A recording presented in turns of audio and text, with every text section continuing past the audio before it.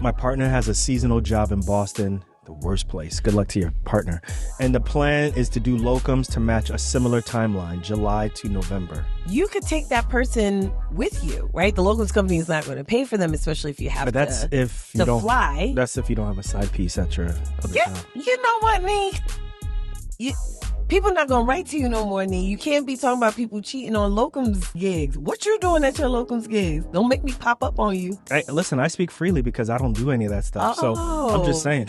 Some people, why you... some people got locums wives. Yeah. Locums husbands. So bringing that person... people got locums husbands. Oh, snap. Yo, what's good, everybody? Welcome to another episode of Docs Outside the Box. Yo, it's your boy, Dr. Nee, joined by... Dr. Renee. Yo, so listen, guys, I just started realizing, like, a lot of times, like, we have been answering questions that you guys have been submitting through Instagram, through text messaging, whatever. And a lot of times what happens is I'm trying to encourage you guys more to to submit the questions because I always have all the answers. Like, we literally can figure out any situation that you have. Really? Me? So I wrote some stuff down and then I was trying to memorize it. Mm-hmm. Right. And I was like, who cares? This is Docs Outside the Box. You guys don't need to have everything perfect. And I always talk about just take a step forward. So I wrote some down to encourage you guys to, what do you call it? So you're going to curse right in the first 5 minutes? Yes, I am. It's my show. Of the show. People listen to the show with their children in the car. Okay, Alfred, beep those out then. All right. So here's my conversational podcast intro that I wrote out. Okay. Me and ChatGPT. You ready? So then ChatGPT wrote it. No, I wrote it too. Hey, y'all. Welcome to Docs Outside the Box! ! This is the place where we talk about real life beyond the white coat. Hyphen or dash. Finances, comma, career moves, comma, side hustles, comma, even the stuff they never taught us in med school, end quote. And listen, hyphen. We want to hear from you. Where's there a hyphen there? I don't know. That's what I put in there. Got a question about student loans? Question mark. Thinking about going locums? Question mark. Not sure if you're on the right path? Question mark. Send it in. It prompted me to get more hyped as we kept reading that up. Seriously, no question is too small or too big. If it's on your mind, chances are someone else is wondering the same thing. Just email us where should they email us at? Tell them. See, that's where you have to come in. Just email us go ahead. They don't email us. If they do, where do they email us at? They don't email us. We don't do email. Or hit us up on IG at Docs Outside the Box. You might even hear your question on a future episode. All right, let's get into it. What happened to all the punctuations? Like, you started I got tired of reading and stuff. But hey, guys, this is Docs Outside the Box. This is the place where we talk about real life beyond the white coat. Extremely weird. Finances, career moves, side hustles, even the stuff they never taught us in med school. And listen, we want to hear from you all. If you got a question about student loans, you got a question about locums, you got a question about relationships, you got a question about anything in life, and you just want to know if you're on the right path, uno, nuno, right here. I'm going to answer all your questions for you, okay? There's no question that's too small, too big. If it's on your mind, chances are someone else is wondering the same thing. Yo, there's so many ways you can hit us up. You can text us, go to the show notes, go to the descriptions, and it's all in there that you guys can reach us. And we do want to hear from you.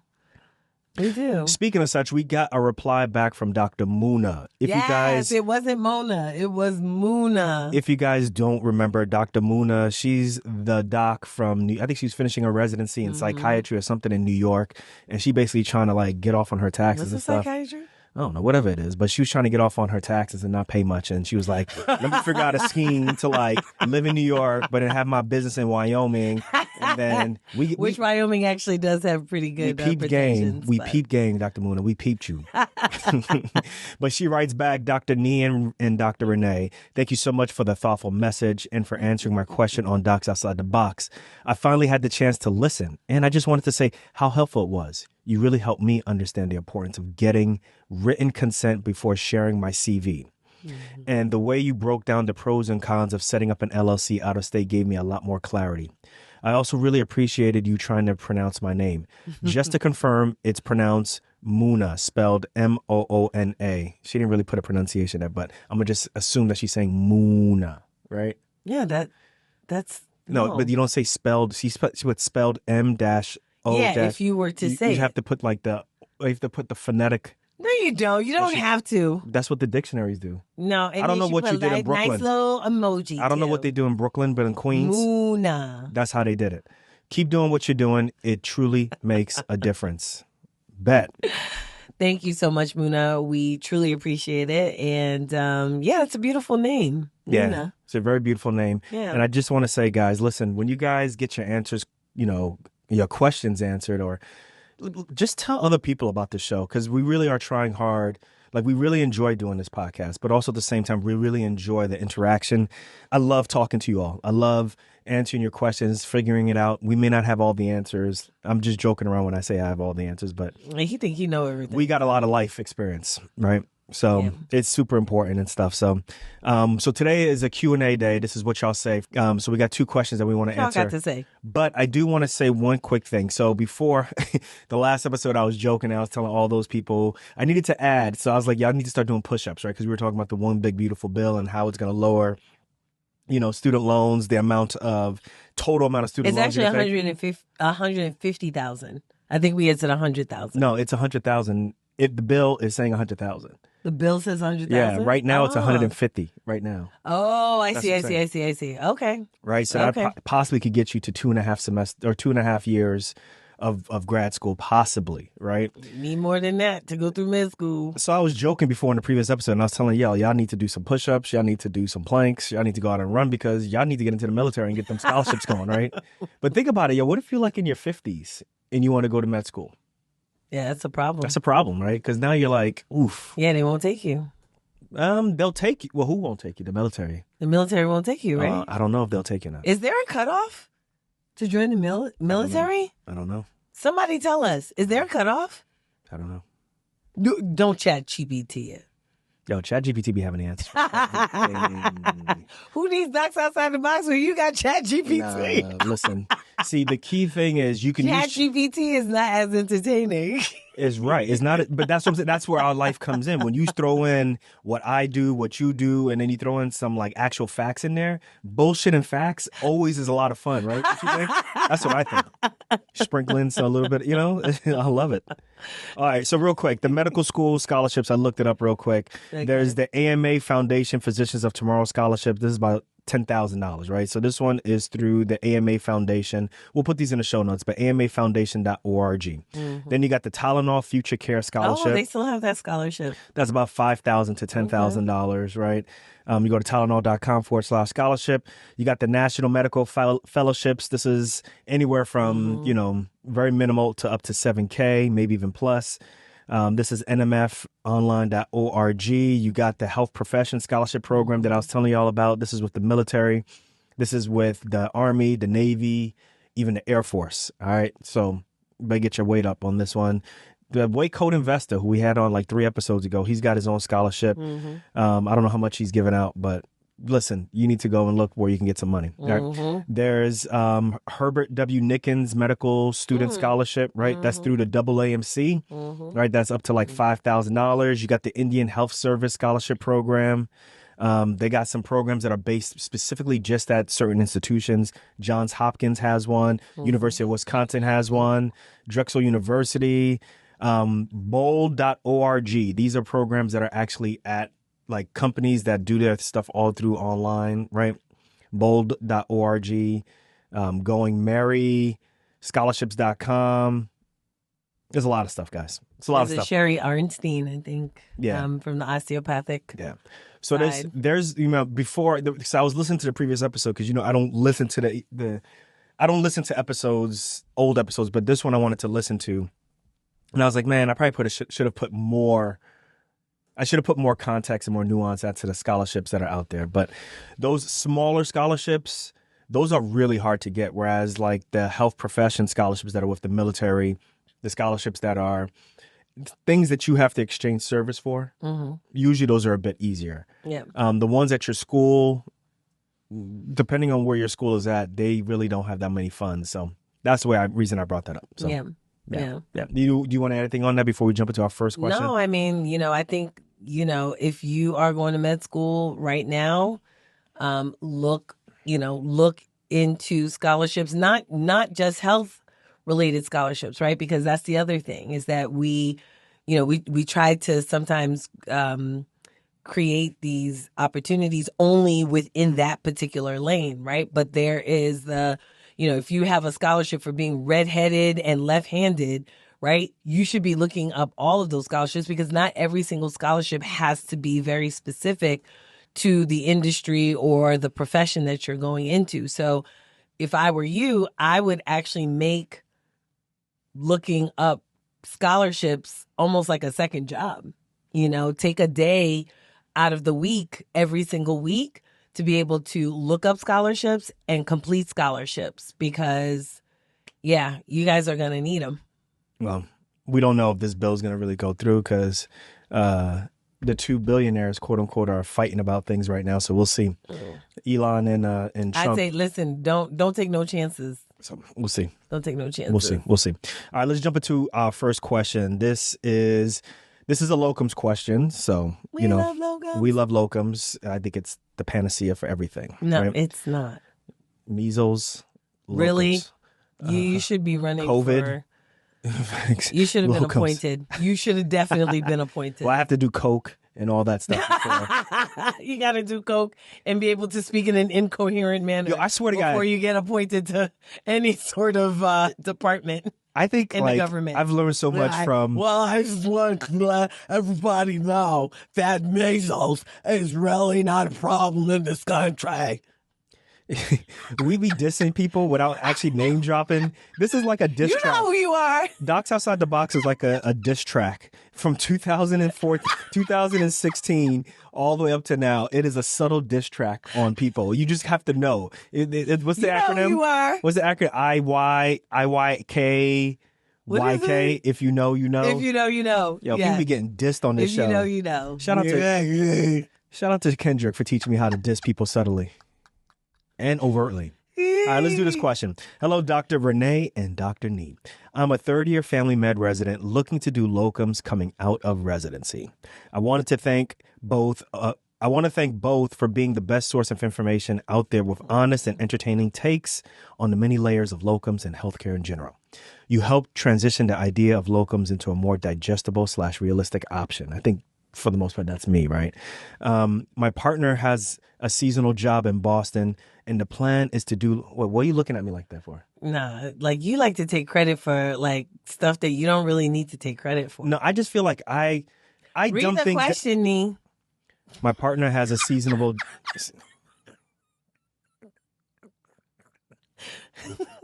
See, ChatGPT can't do this. My partner has a seasonal job in Boston. The worst place. Good luck to your partner.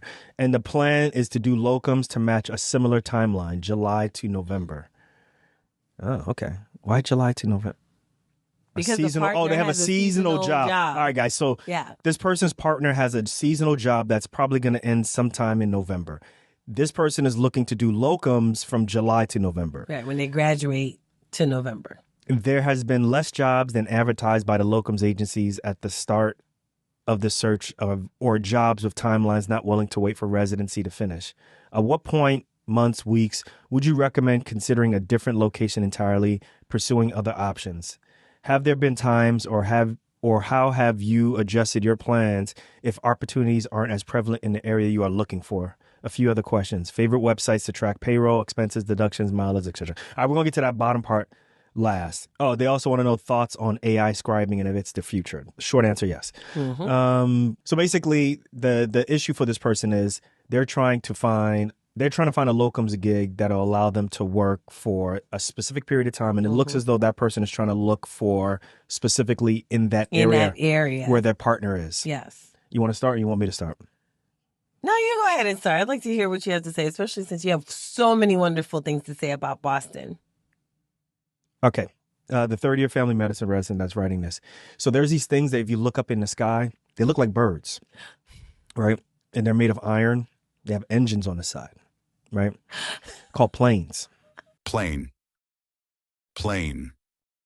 Not plane. Plane. You know what, Nee? You cannot insult. I'm not insulting. I'm just saying. You cannot insult the person who's asking the question. And then there's these horses, right? They don't have tails, but they're made of metal, right? It may say Amtrak on it, right? goes from like Boston down to like New York, maybe even lower than that, right? To DC, right? You know, ain't nobody gonna write to you no more. And they could even canceled. And they could even stop at airplanes, right? Airports. Like, what train goes to JFK? I don't know. There's trains that go to LaGuardia. The train to the plane. All right, listen. Basically, what I'm saying is this. Listen, I get what you're saying, and I'm just joking around. But look, it could be hard to find like a specific locums job that is going to be reasonable to the timeline that you have, right? Like, depending on where you are, right?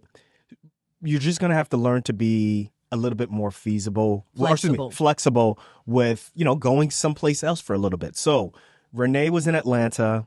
I did not find any locums. So, this is 10 years ago or 15 years ago.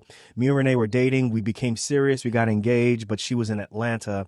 I was doing locums in Idaho, Minnesota, Wisconsin, Pennsylvania. And I looked in Atlanta. I looked in Georgia.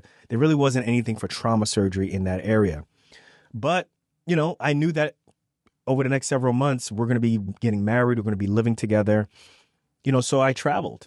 And I traveled to those different places, and I'd be gone for a week. I'd be gone for 2 weeks. But then when I came back home, I would come back and split time between my parents' house or spending time with Renee. Long story short is sometimes you're going to have to just sacrifice, for a little bit, sacrifice and have some short-term pain to have the long-term win, which would be, a consistent period of time that you're going to be with your significant other once you guys find the job or jobs that both fit you guys. So that's why, I'm joking around and saying that more than likely you're going to have to travel.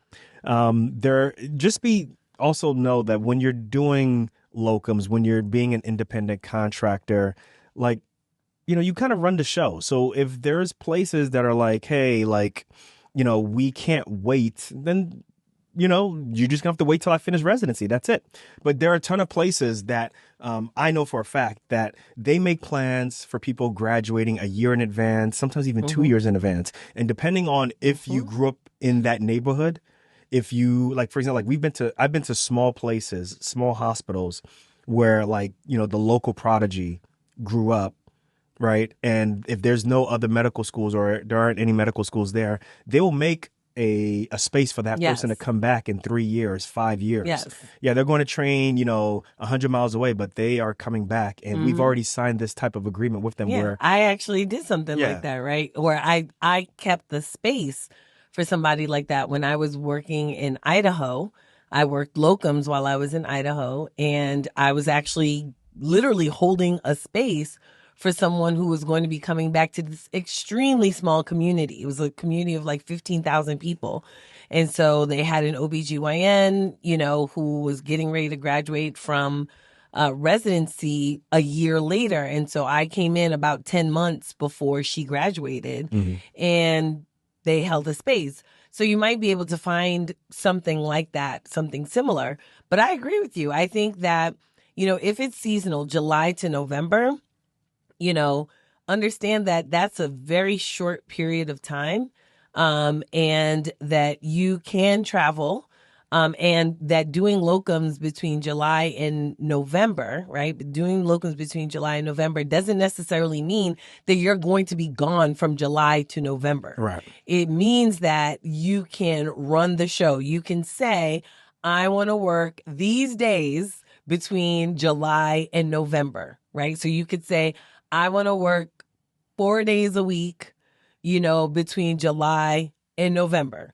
Or I want to take call, on 2 weekends per month in July and November, depending, again, on the need. The other thing that I think people don't realize is, and I don't know what your partner's schedule is or how, what the logistics is, you could bring that person with you, right? Especially if that person has some time off. Let's say that person has weekends off during this seasonal job that they have, and you decide, okay, well, I'm going to work weekends. You could take that person with you, right? The locums company is not going to pay for them, especially if you have to fly. That's if you don't have a side piece at your other job. You know what, Nee? People not going to write to you no more, Nee. You can't be talking about people cheating on locums gigs. What you doing at your locums gigs? Don't make me pop up on you. Listen, I speak freely because I don't do any of that stuff. So I'm just saying, some people do. Like, why you? Listen, we're going to go live one of these days on IG. Going to pop up on Dr. D be talking about, oh, you got a work wife? You got a work wife? That's what I was getting to. You got a work wife? Some people got locums wives. Yeah. Oh! Locums husbands. So bringing that person. People got locums husbands. Oh, snap. Anyway. Okay, we're going to go live on IG one of these days. Okay. Oh, one thing that I forgot to mention also is, so you brought up a good point. So one thing to think about is this. What? We always tell people, particularly in the course that we have, we tell people, hey, you actually shouldn't just have one locums job. You should have like maybe 2, 3, sometimes even 4. It doesn't mean that you're going to be going to all 4 places at the same time in the same month. No, you're just basically juggling them, right? So particularly if, let's say, for example, you're trying to get into Boston, and I'll be very honest with you, like when you're in big cities, when you're in major cities, the locums opportunities in major cities usually are limited because a lot of people want to do there, right? Want to be there. Like it's like trying to do locums in Miami. Imagine trying to do locums in Miami or locums in Los Angeles or locums in New York City or locums in Boston. Chicago. Like, where there's an overabundance of medical professionals there. Who are willing to take less, by the way, in order just to live in that city. So they're willing to take a pay cut just so that they could say, I live in New York City. So although you don't have to, so the reason I'm saying is, maybe if you want to be closer to home, you may have to negotiate. You may have to take a little bit less to be in Boston for a little bit, but then have another gig that is you do like half of the other month or in other months where you can get that money back that you're losing by working in Boston, right? So let's say you have another job that takes you to the Midwest. It pays very well. You kind of incorporate that in so that you can be home. And I'll like doing locums and then going back to your same house and seeing your significant other. That's amazing, right? Especially if there's no change. If you can do it, yeah. You don't have to get into a suit. You don't have to have a suitcase. You can come home and have home cooking and everything. It's a great experience. But there are times where you may have to just say, you know what, at this point, I don't have complete leverage. Let me sweeten the pot for them and say, okay, well, rather than charge you $100 an hour, I'll charge you, $80 an hour. These are not real numbers. These are not real numbers, right? Please do not take $80 an hour. There's going to be some. No daggone locums. There's going to be some family medicine docs who are like, what do you... Yeah, don't do that. Especially if you do family medicine and you do ER, you could be making mad. Yes. Loot, that was the other thing I was going to say, right? Family medicine, you have a lot of options. Loot. Okay. Mad loot. You want to say it 3 more times? Mad loot. 1. Mad loot. 2. Mad loot. 3. Okay. So as a family medicine resident, you have a lot of options. So you can do family med, right? You could do urgent care. Yes. You can do ER. Yes. Like I would look at all of those opportunities potentially. The other thing is, so you live in Boston. The question is, are there more remote parts of that area where, maybe you're a little bit further away from home, but you're not so far that you actually have to travel by plane or by train. You could literally just drive there, maybe an hour, 2 hours away, and be able to do your shift or do whatever work you're going to do for a certain amount of time, and then be able to come home, and, go back whenever it is that you're scheduled to go back. What are you doing? Yeah, I'm trying to reach out to Dr. Love. I want to see what he does because he's ER. I want to see if he's going to pick up. But we recording. I know we're recording. How do you know he's going to pick up? Because I just know. Let me see. But he's not picking up. Well, let's see if he's going to record or if he's going to pick up. He's not going to pick up. What? He might be on shift. He might be working. I think he does night shift, though. But then he's sleeping, Nee. All right, Dr. Love, you missed out on your opportunity. Oh, my Lord, Nee. Leave that man alone. Oh.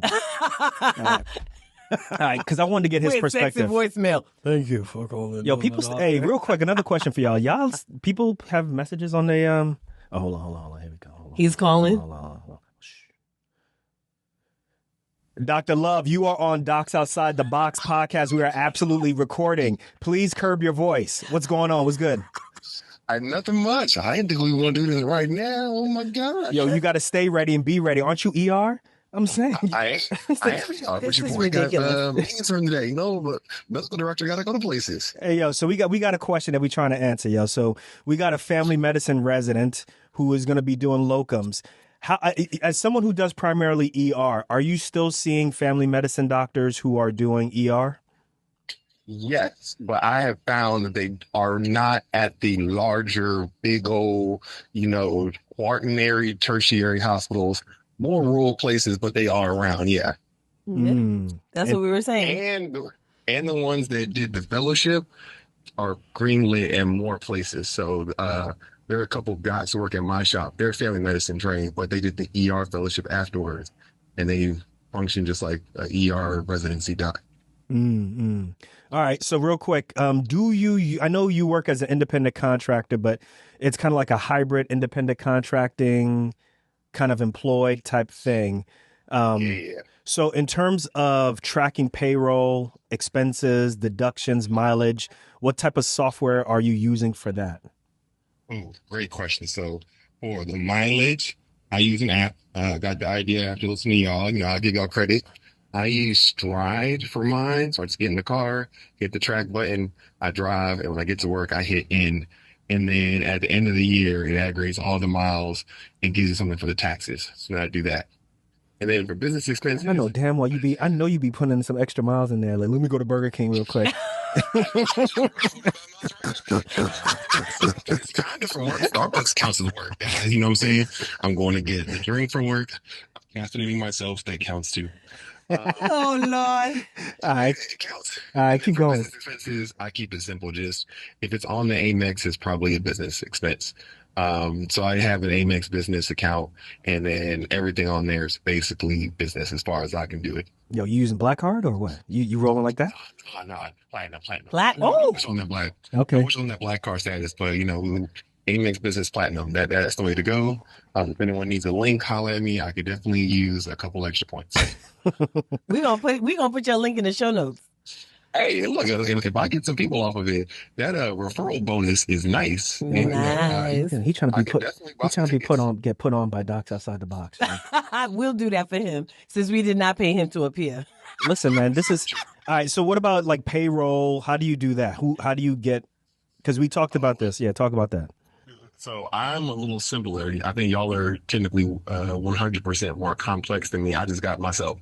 So I have ADP does my payroll. For those who don't know, it's a company out there that does payroll, kind of specialize in it. I have everything set up there. I enter myself as an employee.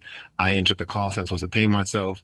And then ADP deducts that from the business account and then pays myself. So my payroll is just to me. So because I am a salaried employee for my company, it's set. So I don't check in like hours in and hours out or anything else like that. It's just set for the year. So I don't think about anything else from there really. Okay. It's kind of simple on my end. Yeah. So and you can clarify this real quick. This will be the last question. When you get paid, when monies comes to you from the hospital, is that coming to Dr. Love or is that coming to ADP. who is that coming to? Great question. So whenever I get paid from the company I work for, it goes to Omega PC, the company. Yeah. It goes to that account. It's a separate account that I have from my personal account. It goes there. And then ADP goes there and sends Love Anani his salary from that account. So everything, every hour I work in this building, every shift I work, gets put to Omega PC. Got it. Okay. All right, cool. So we appreciate that. Dr. Renee, you want to add anything at all? No, this was really impromptu. Yeah, that's how we do. That's how we do. I'm walking to a meeting. That's how we do, man. Let me answer. That's how we do, man. That's how we do. Man, just so people know that this is real. This is spontaneous. Okay. Dr. Love, we appreciate you, man. Thank you. Thanks, love. Peace. Bye. All right, yo. So I can't believe you just called this man. that's how we do. Ugh. And we're going to do more of that, guys. Don't put your numbers in here. He gonna call you. Yo, even the people who if you send us a text message, I'm going to call you. The text questions. You're gonna go. Well, yeah, because we have their numbers after No, I'm after teasing. they. I won't do text. that to you guys. I won't. No, I might call. Hey, what y'all doing? All right, You want to come watch our kids? so for payroll and expenses, so yes, we use one card to pay for everything on business. It's a business card, right? So when Dr. Renee goes and she works and she gets a hotel, it's on a business card. Yeah. When she goes and buys food, any type of food, it's on the same business card. Yeah. And then same thing for me. We don't use our personal card for Nathan. Nothing. All right. Nada. It's just our personal card is for taking care of our kids, you know what, or whatever. Business is on business, personal is on personal. So for payroll and expenses, so for payroll, we use something called Gusto. It's gusto.com. It's a really popular website that a lot of people use, particularly small businesses use. ADP, that's another type of thing where you can do payroll. That's what Dr. Love uses. For expenses, like I said, we use a card, but to actually track expenses so that you can do some projections like, okay, well, if you're spending this much on food or you're spending this much on travel, or even how do you know like that you got paid by the company, right? Like you have to have a ledger of like what's coming in and what's coming out. We use QuickBooks for that, right? So for payroll is Gusto. For expenses and tracking expenses, we use QuickBooks. For deductions, that's part of the expenses part, right? So if you're using your business card to pay for internet, or if you're using your business card to pay for gas or for flights, that's where the combination of the business card as well as QuickBooks comes in. Now, for mileage, he uses Stride. I might try that. But we use Mile IQ. Mile IQ, basically, what these apps are, they're very easy to find. All there is you download it, you put it on your phone, and then it just tracks everywhere you go. So just be careful who you're going to, right? And then at the end to your locums work wife, right. So at the end of the week, or even at the same day, reality TV. Once the drive starts, or it stops, it'll categorize. Excuse me. You have an opportunity to categorize. Is this a personal side piece move, or is this like a move to like mail some stuff to UPS? You can make a business or you can make it personal. What you looking at me for? Yeah, I talk with a free chest. Who want to go live with me when I go pop up on Dr. Nee? Who want to go live? Free chest. I got nothing, but some people do that. Thoughts on AI scribing and if it is the future? Absolutely, guys. Oh yeah, for sure. Like I'm not saying like AI scribing is like boom, like, but it's basically another iteration of the dictaphone, right? Or dictation. Like it's just something that is listening to you and then it's taking information. And if it can make it easier, I would say go for it. Have you ever used Otter AI for Zoom? Yeah. That's what it is. It's just gonna be like Otter. Like if you use Zoom and you've used Otter AI, it's going to be the exact same thing, except that particular AI is going to be used very specifically to say, what was the chief complaint? What was, the subjective? What was the objective? Blah, blah, blah, blah, blah. That's it. I mean, it's really not for me, it's a no-brainer. Yeah, just make sure you double check everything. Yeah, Remember, course. guys, like this is still, all of this stuff Records. is all this is all beta. Right? All of this AI stuff is beta. Yeah. It's not perfect. And you're putting it into an actual medical record that someone is going to make decisions about.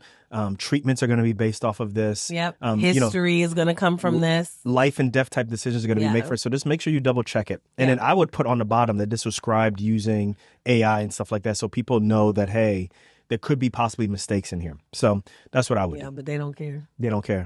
So they don't care. You can put whatever basically, you want. Just be careful. But I double check everything, and sometimes even triple check and just make sure, does this make sense? Kind of like using templates now, right? Like, because I don't like typing. Use a template. I don't like typing anymore. I type for a long period of time, like when I'm typing notes, and like I start to get pain here, right? Which is consistent with carpal tunnel. So it's like, what's the point? So I use the dictaphone or the microphone, and eventually, I know Renee is already using it, but some AI scribing is really dope. So you didn't leave a name, but listen, this was a great question. Yeah, it was. They didn't leave a name? No, I didn't see a name, but we do wish you good luck, man. We wish you good luck. It's going to work out for you. Trust me. It's going to work out for you. Finding Keep a job. Keep us posted. Yeah. That's why, and leave your name. Yeah. Keep us posted with a name. Me Anonymous. All right, guys. Thanks so much for that question. That was a great, great question. So in our next segment, we're going to be talking about whether or not 24/7 call is sustainable for a week per month. So make sure you join us in the next segment. We'll see you there. All right. It is my favorite part of the show where I get to talk about locum tenens and what me and Renee do, as well as answer a question from the audience. So listen, guys, me and Dr. Renee have been doing locum tenens for well over 10 years. Listen, it gives us the career fulfillment that we need, but also at the same time allows us to have the work-life balance that we need to have, right? It allows me to be here to talk to you, allows me to be, plugged in with my family, my kids, my wife, and still be here and talk to you guys for close to 10 years now. So listen, let's answer this question from Dr. Kevin. Dr. Kevin is a full-time locum tenens emergency medicine physician, and this is what he writes. I love the flexibility of locums, but since I'm not employed by a hospital, I don't have benefits. This is real. Should I really be thinking about disability insurance right now? Dr. Kevin, I appreciate the question. Thank you very much for writing in this question. I got all the answers. And the short answer to this is 100% yes. Yes. And look, if you're already working as a locum tenens ER doc, man, you should have had disability insurance yesterday, right? So let's get to the point. Like, one of the biggest misconceptions I would say about disability insurance right now, if you're listening, is that you can worry about it later, right? I'm going to worry about it later. I'm going to take care of it when it comes up. And later you can put whatever time reference, time interval on it. But it's a big deal, right? Because especially as a locum tenens doctor, you are your own safety net. Right? Like, there is no HR department if an issue occurs. There's no benefits package, right? Part of the reason why you get paid so well is, there's no benefits, right? So you have to purchase benefits on your own, right? And there definitely is not any type of employer-backed disability coverage. I'll be very honest about that. And even the employer-backed disability coverage that you have is not very good. Like, even if you are working as an employed doctor, you should have your own private type of disability insurance. And that's real talk, right? So if something happens to you, an injury, an illness, a burnout related condition, and let's be real, that happens more often than you think. And let's say you can't work. Your income stops. That's it. There's no salary that you get to depend on. There's no work. That means there's no pay, right?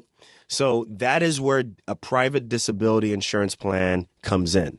And also, if you're looking for a private disability insurance plan, like, you got to make sure that it's true own occupation policy. I'm going to say that again. Make sure it is true own occupation policy. You want to be sure that when you're looking at a plan that it says that lingo in there, right?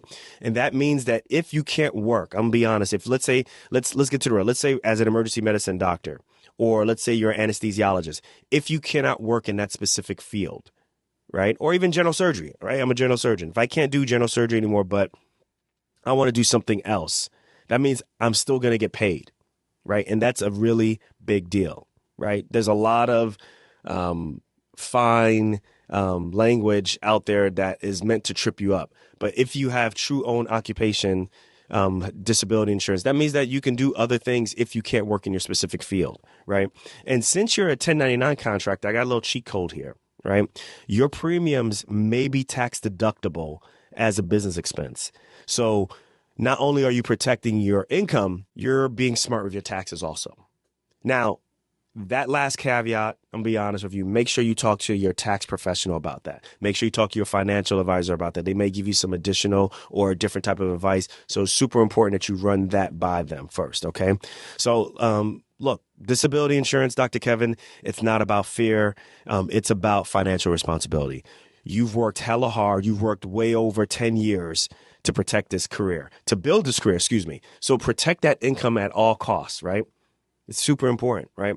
So I recommend, if you're looking to get disability insurance, listen, I'm telling you right now, I recommend you work with Jamie Fleischner with Set for Life Insurance. All right. We've been working with her personally for over 10 years. She helped me and Renee get rid of our really expensive disability insurance and get to something that was way more cost effective and actually had better coverage. And that actually was the biggest start of us paying off our student loan debt, was us first realizing that, hey, we're paying way too much to disability insurance as well as to whole life insurance. Let's get something that's way more economical. And, 3 years later, we paid off over almost $700,000 of student loan debt. So we know a thing or two about working with cost-effective disability insurance. Super important. So I recommend Jamie Fleischner with Set for Life Insurance. She specializes in coverage for doctors, especially independents like you and me. Right. So there's no fluff in what she's talking about. It's just honest advice. and she's got access to multiple top tier carriers. So I want you to take a look at setforlifeinsurance.com or tap on the link in the show notes. All right, to set up a free, no pressure consultation with her. All right, super important. And remember, this is Docs Outside the Box, and outside the box doesn't mean unprotected. Dr. Kevin, thanks for writing in. All right, we are back. So I'm scouring Reddit right now and spending some time here trying to get some information about how we can discuss things that are kind of really on, like, what people are really talking about. So from the Reddit medicine, I don't know what this means, forum, I forget what this all means, but someone in Reddit, tell me how this works, but this is in medicine. It says, how sustainable is 24/7 call for 1 week per month procedural? And it says, it seems some procedural fields have a model where attendings are on call 1 week per month for what I assume is 24/7. Is this sustainable for an entire career? People who have done it in specialties where you're frequently called from home while on call, how intolerable is the schedule? So I will start off by saying this is not how I work. I don't think trauma surgery is like this at all. When they say procedural, I'm thinking, when I see this, I think they're talking about like cardiology, interventional radiology, like those type of specialties where you can be home for a significant period of time. And then when you get called in, it's really to do a procedure and then go back home. But I feel like you kind of did this. Well, so guys, let me preface this by saying, when I worked, I don't do 24/7 call anymore. I don't like it. Right. But when you were at, so I would do, so one of my first gigs, the first jobs that I worked, I would do 24/7. Right. So I would work Monday, 24 hours. I would take in all the traumas, all the general surgery for 24 hours from 7 a.m. Until 7 a.m. the next morning. Then technically from, once I sign out, which is at 7 o'clock in the morning, Tuesday, I'm off. I'm on backup though. Right. Right. But that's what I'm saying. Like, to say off, is that right? Or you're just backup? Okay. So because backup, I don't count backup as off. So backup means I'm in the hotel or I'm in my house and I am sleeping. I am recovering. But I cannot drink. I cannot be more than 15 minutes away because the person who's doing 24/7 call on Tuesday in the hospital, if there's an emergency, and emergencies could be like, hey, I need to go to the OR and do an appendectomy and a trauma comes in, then the person who's on backup, which would be me on Tuesday, you got to go in. Right. I got to come in. Right. Right. I got to be prepared to come in. The likelihood of that happening, though, is low. Right. I can't tell you what the percentage is, but the percentage is like less than 20% chance that I may have to come in. Right. So let's say nothing comes in. Right. I'm just resting. I'm eating. I'm watching TV. I'm recovering and so forth. But I got to have my phone on right next to me. Then let's say nothing comes in. I'm good. Wednesday comes, 7 a.m. I am there. I'm getting signed up from the person who just finished Tuesday. I'm back in. Same thing, 24/7. And that would alternate like that. Monday, Tuesday, Wednesday, Thursday for 2 weeks straight. Right. And then a whole new set of 2 trauma surgeons would come on and take over for the next 2 weeks. And then I would be free, no duties, no backup for 24 hours or for 2 weeks. Right. Those 2 weeks were hell. It was rough.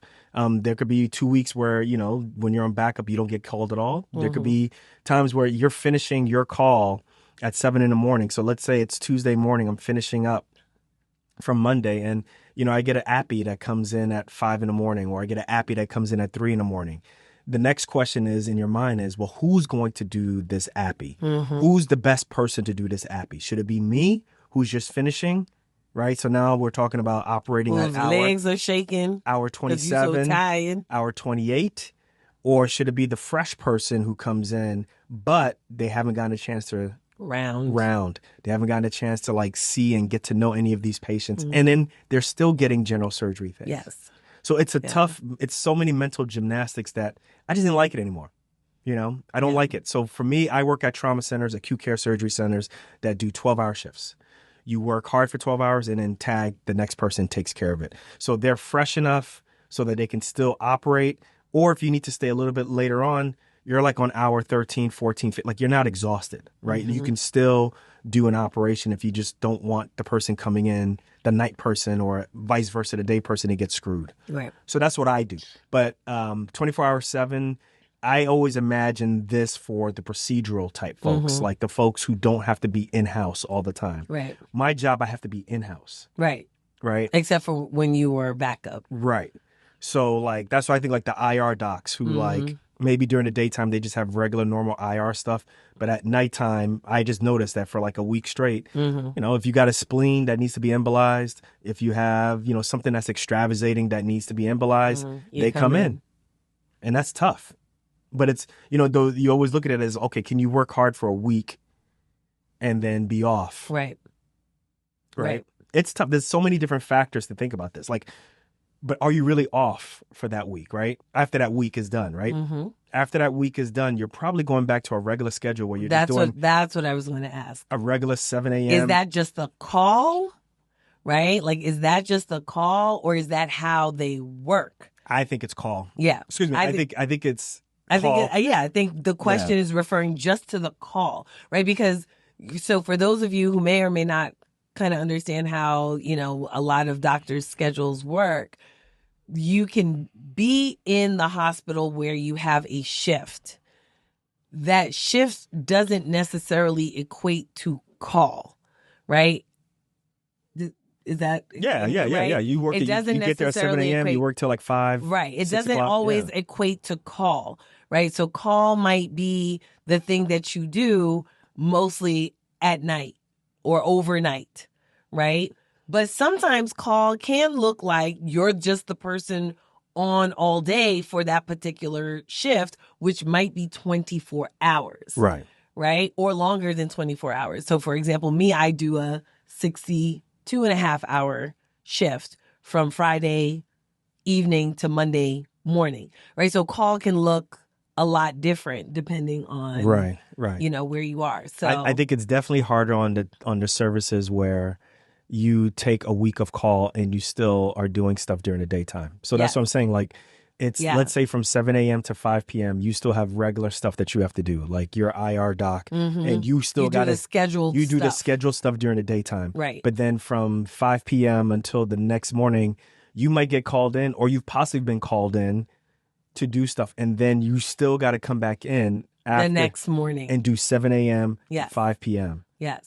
That's tough. That is tough. And we see that in OB a lot. But then when you finish with that week, you may have the weekend off, but then Monday comes and you're not on call, but you're still doing 7 a.m. to 5 p.m. and you keep going. Yeah, we see that in OB. Not so much 24/7 call, right? We don't really see OBs on consecutively like that, but you might have an OB service that could have you on call 2, maybe even 3 times. I mean, 3 is excessive, but 2 or 3 times a week, you know, and then also have weekend call maybe once a month or maybe twice a month, again, depending on how many docs are in your rotation. Right? What does that do to you? Like, I know when you do your weekends, there's a feeling of how you feel on Friday versus how you feel Monday. Yeah. Talk to me about that. How do you feel about that?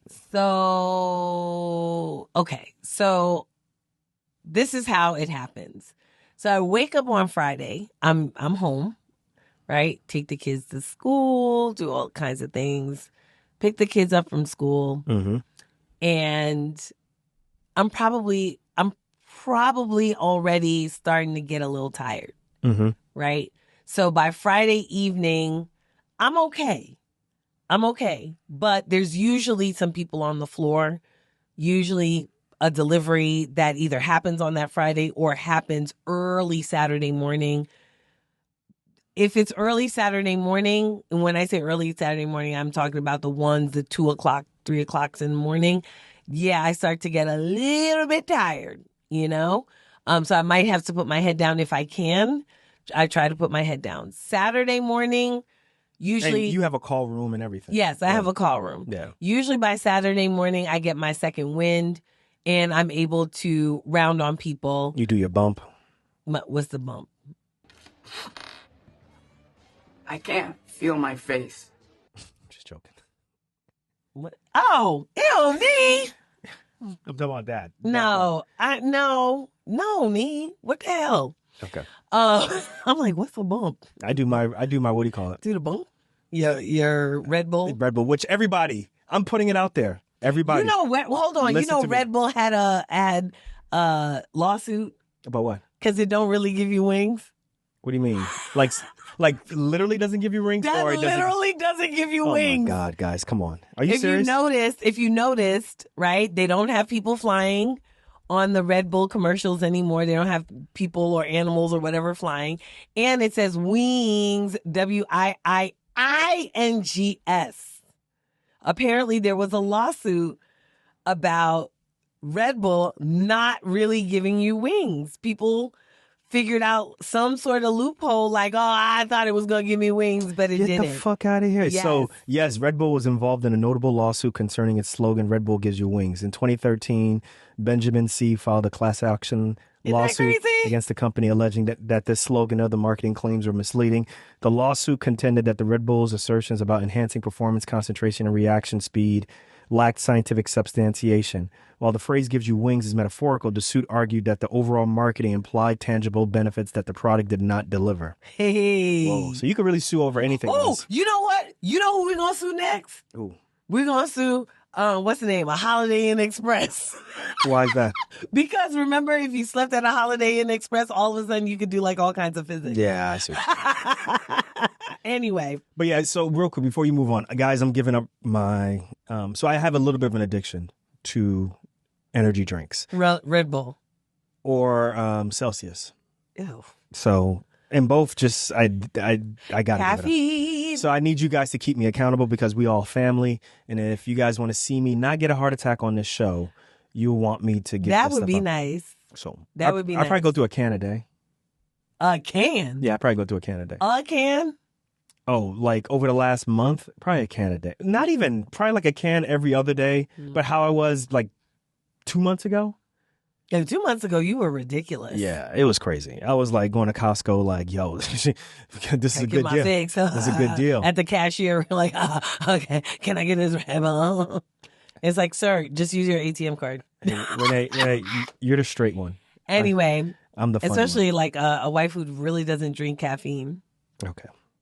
So tell us about what happens. So Saturday I get my second wind. Right. And I'm okay to round. Usually on Saturday I'm like, chances are we're going to get something that comes in.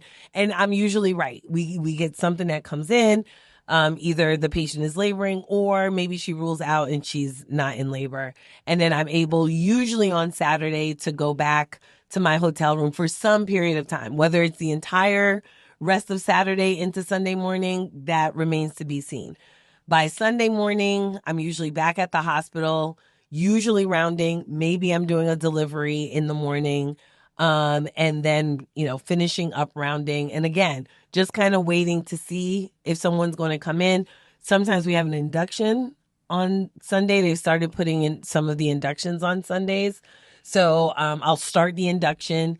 And depending on how I'm starting the induction, I usually can either rest up in the hospital or I can actually leave and go, sleep.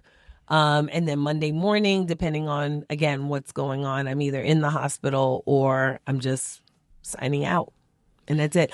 But that Monday morning, I got to tell you, I'm tired. Yeah, I am exhausted. I think that I'm exhausted. So there are times where I feel like if folks really knew how doctors worked in comparison to pilots, people would be a bit concerned. A bit. Yeah, I think so. Bit. Because I think here, me already. How I feel. I feel like residency does a poor job of training you for the real world, and I know that people are like, well, what does that mean? What I mean is, the 80-hour work week is great, right? To be able to train in an environment where people are actively looking at how long you're working, and that if you go past those limits, you get an opportunity to either go home or someone is looking at how well you're studying and so forth. But I'll be very honest with y'all, like that's not the real world. So that's why I say it's a great environment to learn, but they're not properly preparing you to work in the actual realistic world. And I know that's a controversial take. I'm ready for the smoke. I'm ready for all of that stuff. I mean, we worked in the 80-hour work week, so we experienced it. And the reason I'm saying that is, listen, if you really want to see a difference, then you have to not only just go after what's going on in residency, which for the past 20 years, they have, right? They addressed it like right before we started residency, like 2004, I think, Yeah. or They started 5. the 80-hour work week. You have to go after how doctors work in the real world to have any type of, significant change. Like, to me, it's just the same thing. Like, you're putting lipstick on a pig, right? By training residents, you guys know what I'm talking about. It looks good in theory, But you're right? sending them out into the world unprepared. Right. So I got in order for the 24/7 discussion, the big things that I have looked up is the sleep disruption, right? That's what gets me tired is the sleep disruption. There is possibly some cognitive impairment. There's emotional and psychological strain. I'm sure you can tell when I've been on for a while, like, I'm just off, and vice versa. There's also physical effects, right? Some of these things are listed as elevated blood pressure, headaches, fatigue, lethargy. Long-term effects, I think these are, and if it makes sense, like a lot of times when you look at, these surveys by Medscape and so far, you'll see things like repeating things over weeks and weeks of these type of call, like you have increased chances of burnout and depression, right? Sleep debt and circadian misalignment, right? So basically, like you're not sleeping at night when you should, right? As a matter of fact, you're just like, you're getting your quote unquote second wind. And like, that just means like, you're just not getting enough sleep. Right. There's also safety risks that we just got to be honest about it. So it's just something in your car, being really, really tired. I mean, I remember just even in residency, right? We talked about like the whole 80-hour work week, but even that, right? Because it's 80 hours. 80 hours is a lot. So you're literally working, double what majority of the country works, in any given week. But 2, you also have to kind of look at when you're working that, right? We talked about circadian cycles. And so when you're thinking about working night shift, or you are working, regular during the week, during the day, the regular shifts during the day, but then you come back on a Saturday or a Thursday or whatever it is, and you have to work 24 hours, a 24-hour shift, right? Now you're kind of thrown off, right? And so I remember this one time in residency, I was so tired. I kid you not. I remember I was on Route 1 and I fell asleep at the light. Yeah. I fell asleep. That's a boring ass drive though too. Well, it's a boring drive, but I was 15 minutes away from my residency program, but I fell asleep. You weren't excited to get back and call me and talk to me and stuff? Let me get so excited. I'm so excited to finish my I definitely was not excited to talk to you in residency, because in residency, ooh, like too much information. Like what? You ain't got to share everything. Yeah, but right, you're the one that started it. If you didn't want everything to come out, you shouldn't have started it. Hold on a second, yo. You on one. All right, listen, guys. So this is a point where I talk about... ask your locums work wife what the hell going on, because who going live with me when I pop up on Dr. Nee? Surprise, motherfucker. You just finished a 24-hour call? Okay. So listen, guys, there's some mitigation strategies that you can use. This is where I always tell people, like when you're negotiating a contract or you're looking at something and you're like, man, like they're offering me a lot of money to do X, Y, and Z. These are the things that you have to start thinking about. Yep. Is it really worth it to get that additional $100K? Is it really worth it to get, whatever it may be in terms of money, if it means that you are possibly sacrificing your physical well-being, your mental well-being? So one thing that I would say is, when you're seeing, if you're going into a position, if you're going into a job and you see that this is a possibility where you may have to do a week of 24/7 call, but, during the daytime, you still have to do your regularly scheduled stuff. Or when that call is over, Monday, you're back on, right? Like you have to make sure that you consider like, man, maybe I should really force not income, but really force that I get protected post call time off, right? Like, yo, you're going to have to give me like 72 hours to recover. If I do 24 hours, listen, guys, I'm not saying whatever you need, right. a day, 72 hours, 24 hours, 48 hours, whatever it may be, right? Because if you're telling them, listen, like, look, I'll take $50K less, but I'm making sure that I get 2 days off protected. That might be everything, right? That might save your marriage. That might, decrease the amount of strain that you're putting on yourself and prolong your life. Nobody can ever Right. nobody can ever tell. It'll help you but it see may. your kids more. Right. The other thing too is, taking in I'm talking about the energy drinks and so forth. I'm a big, red flag for me, I'm taking energy drinks at 7:00 at night. And let's say, for example, nothing happens at nighttime. Mm-hmm. Now you're up because you took in caffeine, you took in an energy drink when you could be sleeping. And now when it's time to sleep during the daytime, you're off, So limiting caffeine to early hours is good. And then the other thing too, this goes back to contract and just seeing how places look when you're interviewing them. Team-based coverage to prevent overloading one individual is huge, right? Yeah. So at my facility or the facilities that I work at, there's some locums positions that I look at now that say, hey, when you're one person on, you're handling trauma, you're handling general surgery, and you're handling critical care. And I'm like, well, how long am I doing that for? Well, we need you to do it for 72 hours. Click. Don't pass go. I don't want to deal with that, right? Mm-hmm. Those are literally 3 individual services that you're taking care of, and you're doing that for 72 hours straight or It's a lot. or 48 hours straight. That's a lot. That's a lot of decisions that you got to make. So for me, that doesn't work. Yeah. So for me, I prefer, for 12 hours, I can cover trauma, I can cover general surgery, I can cover critical care. And if I need to transfer people out, I have that option. These are things that you have to consider. And these are things that I would recommend is look for places, particularly when you guys just first get out. Right. Look for places that have team-based coverage. That's what you're looking for. Yeah. And but it may not be like that for every specialty. I know maybe OB may not be like that, and IR. They can't afford to have 2 IR people at the same time, or cardiology. But just something to think It's about. a little bit Money and different. everything, man. Yeah, I mean, but what you're talking about is scope of work. Yeah. Right, is essentially what you're talking I don't about. know. What does that mean, though? Talk. No, scope of work. These big words. What? Scope But of you work don't and know what stuff. scope of work So means. You explain went to it. school. So explain it. That's why when I talk that's why when Okay, she but wrote. I'm about to. But When you she wrote, but she was you like, "Dear cutting me Nee and off. dear Oh my Dr. Nee, God. I love how you explain stuff, especially Nee. Yo, Oh, damn. no, she didn't say especially me. Scope of work. What the fuck? Go ahead. Anyway, so scope of work, right? What are you going to be doing during the day? And also, what is the level of care, right? So for OB, for example, right? You guys in the trauma world, you have, level 1, level 2, level 3, right? You mean for trauma activation? For trauma Yeah. activations, right? The lower the level, the more alert you should be, the and more resources are available. Exactly, which means the busier you're probably going to be. Mm-hmm. Whereas it's kind of the same thing with OB, except we go down, right? So the higher the level for NICU, right, the busier that we are more likely going to be, because the NICU will kind of determine what the OB service is going to be.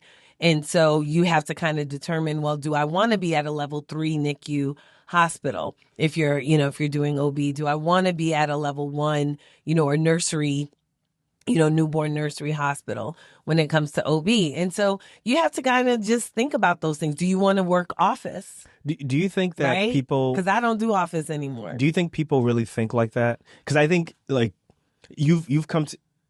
Were you initially you came in initially thinking like that? There are certain types of places that you don't want to work at.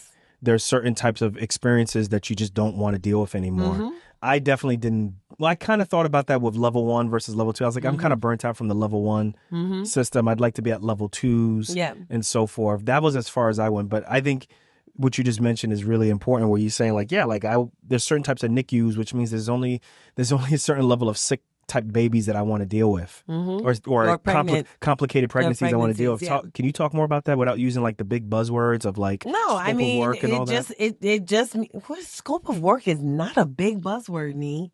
Jeez. Anyway, so if you're in a level 3 NICU, right, chances are you have what they call an antepartum service or a bigger antepartum service, which basically means that you have pregnant women who are going to make up a service, right? So it's not just labor and delivery. It's mothers who have not and are not yet ready to deliver. And you're probably going to have a whole floor full of those women, right, that you now have to take care of.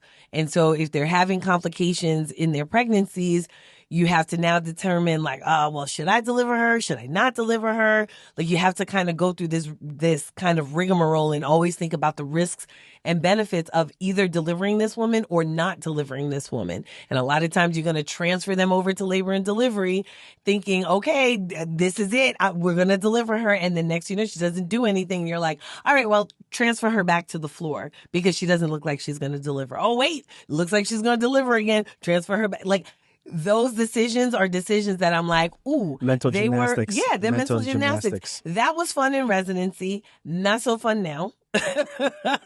I can do without that. So I don't do level 3 NICU anymore. I do level 2 and anything below that.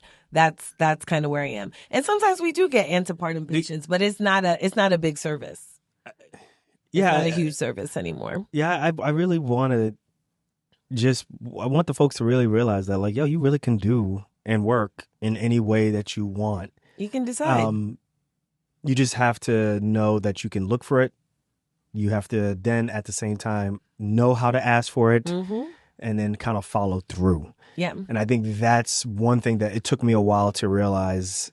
Well, I didn't know I was moving in that direction. I kind of was moving in that direction without really thinking about it when the only jobs that I was looking at were level 2s.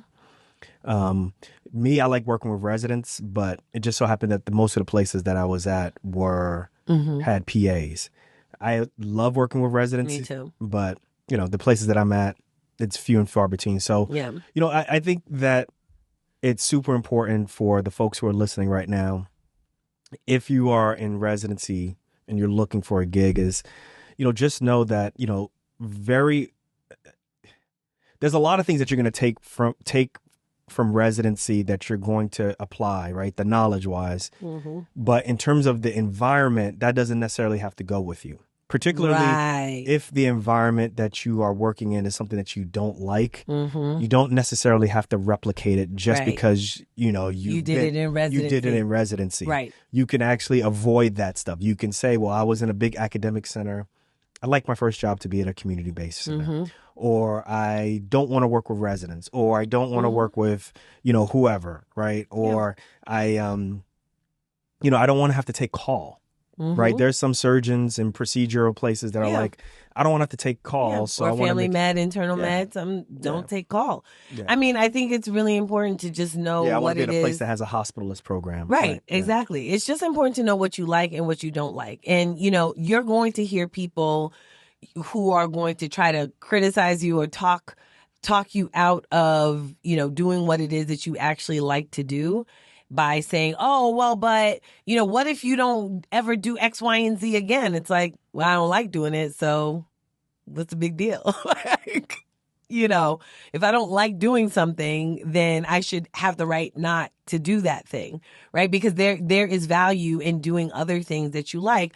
One, the main value, I don't know about you, but the main value is you become very good at the things that you actually like to do, right? You become kind of the master of one, right? And so I think that there's something to be said for that. If you're pushing yourself to do something, I think attending should be pushing that more. Yeah, like, hey, exactly. Listen, do what it is that you love. I know you're going to leave this residency, but just know that there's ways that you can be really super good at, like, just super a couple of things and niche and be very successful. We're not going to look at you any other way and stuff. Right, exactly. I think that comes with maturity. Yeah. I think that comes with the School of Hard Knocks, and you just realize the BS that you want to put up with. You may just say, I'm going to put up with this, but I'm getting rid of all this other stuff. We see that in trauma, actually. Like any place that wants to start a trauma center, you'll see that there's a significant amount of people at a hospital that are usually resisting the transition from a hospital becoming a trauma hospital. And they'll tell you, bruh, I came here to avoid this stuff. I don't want to deal with level 1 stuff. I don't want to deal with level 2 stuff. I just want to take care of people. I don't want to have to make like for example, like a lot of, with trauma in critical care, you have to, like, the amount of echocardiograms that get ordered like exponentially increase. So now the people who read it are cardiologists, right? So now they're having to read echoes in the middle of the night or during the daytime. And they're like, look, man, like the way how it was before you guys got here was, an echo was only ordered by my service, and we only ordered maybe 5 echoes a week. Now all of a sudden we're up to like 30 echoes. Some of them are stat. Some of them need to be read like at 2 o'clock in the morning. And guess what? That. You know, so it's just one thing to consider. Yeah. Is, guys, like, money ain't everything. Yeah. A lot of times, this is a really good question. A lot of times your working environment, how you get up and how you move. Look at the money last. I'm telling you, it's not. And that when I say look at the money last, I don't mean that money is not important, right? Just because you put something last doesn't mean that it's not important. But I say put the money last because a lot of times when you put the money first, you make that so important to you that you forget to look at all those other things. Or you put up with stuff, right? So if they're willing to pay you $1 million for something that the average is like $500,000. You're going to have to earn it. You're going to have to earn it, but you're going to be willing to put up with a lot of stuff earn to it. Justify getting that $1 million. Exactly. Earn it. And you're going to be like, wow, like I really don't want to have to take call every day for the entire month, but they're going to be like, well, this is what comes along with the $1 million. And you're going to be like, but I looked at that $1 million first. So now it's hard to go backwards. Exactly. But if you look at this and be like, you want me to work 30 days for how? Like, I ain't doing none of that. I ain't doing it. No. Then they say, we're going to give you $1 million. Like, I still ain't doing it. It's not $1 million ain't worth it. I think about it, though. You would think about it, but you would think about not getting that $1 million because, listen, you can't get your time back. You can always make money in other ways. Yeah, there's but studies. You can't get time back. There's a study that I forgot the name. I gotta look it up. Maybe ChatGPT or someone can write it and let us know. But there's a study that shows like once you make a certain amount of money, right? Like there's a certain level of happiness that's like inversely related to like how much money you make, right? Like I think it's like 75K or something like that. Like most people are like extremely happy at 75K. Right. But this must have been like 20 years ago because the way the price of them eggs, tariffs. But once you get past that point, right? Once you start going into the 100K, 200K, 300K, and well into, you know, where we're talking about 7 figures, like the level of the amount of activity that people have like dramatically decreases because they have all that money. Gotta earn it. But you gotta earn it. And a lot of times that may involve giving up weekends. Giving up something that you may want to do with your family, going to a vacation. Earn it. Whatever it may be, you know? Earn it. And that's when you're going to be at work all the time. And then that's when you will have to have a work husband or a work wife. Earn it. Earn it, right? Earn it. Earn it. I got to look up that study, but if anybody knows it, write it in and we'll go from there. But overall, ain't nobody giving you a freaking $1 million or whatever, a huge salary to sit on your ass. Let's just put it out there. Yeah. So you're going to have to earn it. Well, so in clinical medicine. That's what we're talking about, right? That's what we're talking about. Because the now, CEOs, if you're the CEO, that's a different story. Okay, they literally paying you a whole 6-figure salary to sit on your ass in the black car that they sent to you. Oh, you gonna get this show canceled? You gonna get this show canceled? Listen. Yo, I just found out that so if many I'm lying, then they can cancel me. For all the people who listen to this show who are new, shout out to y'all. We appreciate y'all on YouTube. Sorry. But we're not talking about anybody in particular. Everything. Alfred, please on the bottom, just put like, what is it? Descriptions of fiction. Descriptions. Everything in these things are fictionalized. Fictionalized. And what do you call it? Gang. A lot of this shit is dramatized, but this shit ain't real, all right? Yo, shout out to the person who wrote to us about the first question, Dr. Mouna. Shout out to you. And Surf Al, who wrote that question on Reddit. They didn't write it to us, but I just took it from Reddit. Yeah. But listen, guys, you know how to get in touch with us. I'm going to read this again because I just want to read again. Guys, listen, I got a different one right here. Chat GPT, help me. You're listening to Docs Outside the Box, the podcast that brings you real stories, real struggles, and real strategies from physicians who are breaking the mold and redefining what it means to be a doctor today. Whether you're pre-med, knee-deep in residency, knee-deep, and running your own practice, Docs Outside the Box is here to give you the tools and confidence to take control of your career and your life.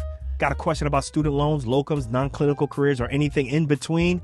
We want to hear from you, damn it. Shoot us your questions, big or small, and we just might answer it right here on the show.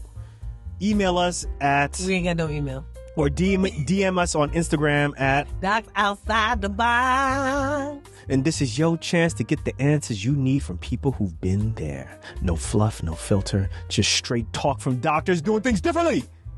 Music swells. Go ahead, Alfred.